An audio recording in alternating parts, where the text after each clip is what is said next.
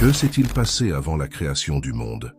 Dans la première épître de Pierre, chapitre 1, verset 20, il a été choisi avant la fondation du monde, mais il a été révélé dans les derniers temps, à cause de vous.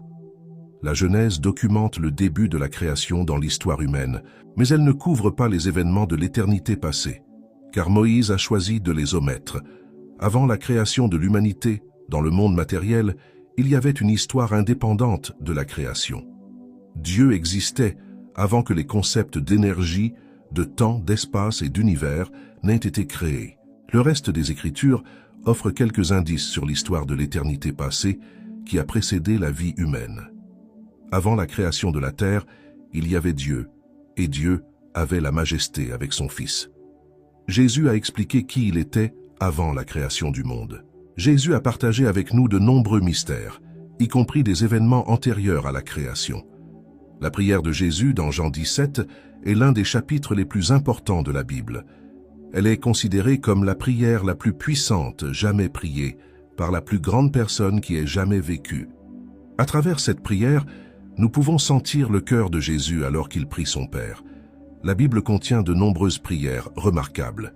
Bien que nous admirions les prières de Salomon, d'Abraham et de Moïse, cette prière particulière se distingue comme la plus remarquable enregistrée dans la Bible.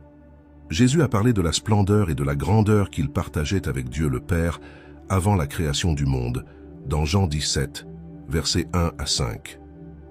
Jésus prononça ces paroles et, levant les yeux au ciel, il dit « Père, l'heure est venue. Glorifie ton Fils, afin que le Fils te glorifie, comme tu lui as donné autorité sur toute l'humanité, afin qu'à tous ceux que tu lui as donnés, il donne la vie éternelle. Et c'est la vie éternelle, afin qu'ils te connaissent, toi, le seul vrai Dieu, et Jésus-Christ, que tu as envoyé. Je t'ai glorifié sur la terre, achevant l'œuvre que tu m'as confiée. Et maintenant, Père, glorifie avec toi de la gloire que j'avais auprès de toi avant que le monde fût. Avant la création de la terre, il y avait Dieu, et Dieu avait la majesté avec son Fils. Le livre de la Genèse parle de la création de l'homme et des autres créatures, mais il est évident que Dieu n'a pas commencé là. Selon la Bible, Dieu était présent dès le commencement, lorsque l'univers a été créé. Selon la Bible, Dieu existait avant la création de l'univers.